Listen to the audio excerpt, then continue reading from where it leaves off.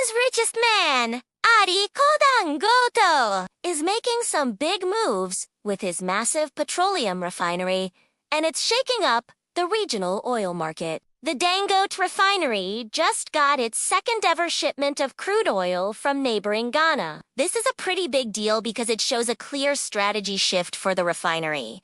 So, what's happening? The refinery is significantly cutting back on crude oil it buys from Europe. Instead, it's focusing more on oil produced right here in West Africa, especially from Nigeria and now Ghana. The latest shipment was a grade called Sankofa from Ghana, which arrived in November. This follows an earlier trend where the refinery is prioritizing local and regional sources. According to industry trackers, like Crude, the refinery's crude imports have actually dropped recently, down about 30% from their peak earlier in the year. Between September and November, they were bringing in around 380,000 barrels per day. Now, why the drop? It's not a sign of trouble, but rather a planned adjustment. The plant is getting ready for some major maintenance. They have a 2-month shutdown planned for a key unit starting in December, and another week-long outage for a different unit scheduled for late January.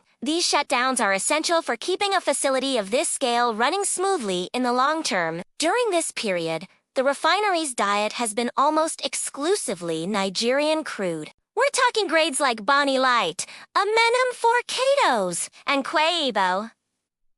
The Ghanaian Sankofa crude was the only non-Nigerian oil in the mix.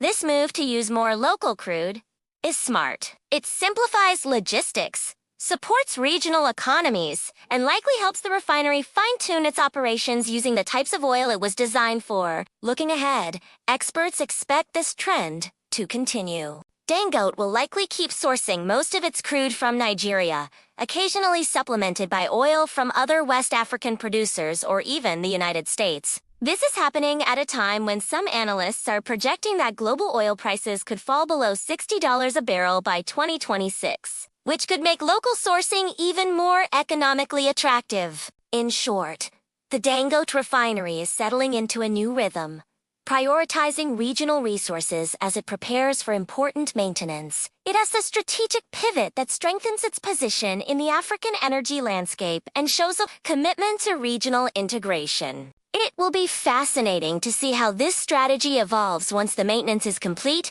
and the refinery is back to running at full capacity.